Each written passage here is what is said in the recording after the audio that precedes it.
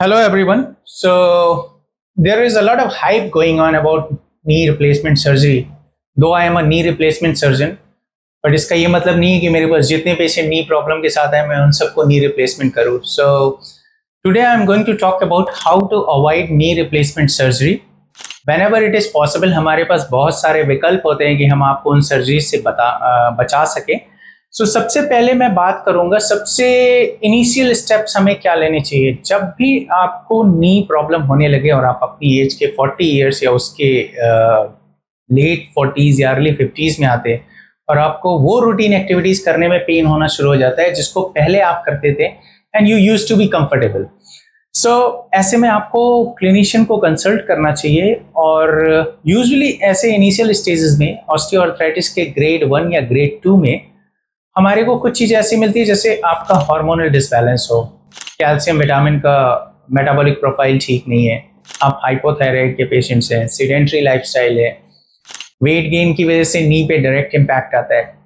There are few lifestyle modifications जो हम सबसे पहले एडवाइस करते हैं कि भाई थोड़ा एक्टिव रहें, आप अच्छी क्वालिटी के स्पोर्ट्स शूज पहन के आप वॉक पे निकले तो आप घास पे वॉक करें, ना कि एक हार्ड सरफेस पे, बिकॉज उसका काउंटर फोर्स आपके नी पे ही आता है. ट्रेडमिल इंक्लाइन पोजीशन में ना करें, that is advisable. It is always good कि आप कुछ आइसोमेट्रिक क्वाड्रिसेप्स की एक्सरसाइजेस करें. अबव ऑल, कोई भी मेटाबॉलिक प्रॉब्लम हो, like you are suffering with diabetes, you are suffering with hypothyroid, अपने फिजिशियन को कंसल्ट करें एंड उसको अंडर कंट्रोल रखें. एंड वेट रिडक्शन या weight management, nowadays a lot of medicines are there for controlling your weight without surgery. अगर आप उसके लिए अप्रोप्रिएट कैंडिडेट है तो आप उसके लिए जाएं. एंड नी के लिए आइसोमेट्रिक क्वाड्रिसेप्स, जिसमें आप नी के नीचे एक टॉवल रख के अपनी फ्रंट ऑफ थाई मसल्स को स्क्वीज करते हैं, वो सारी चीज़ें करनी चाहिए.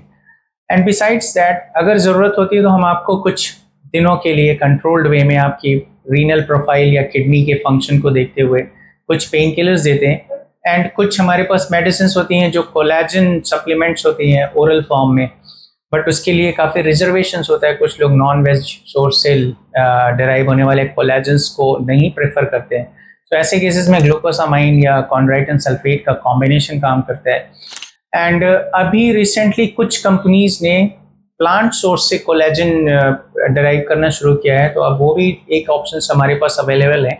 बट ये सारी चीज़ें तभी पॉसिबल हैं जब आप हमारे को बहुत अर्ली स्टेजेस में कंसल्ट कर लेते हैं इस नी पेन के लिए.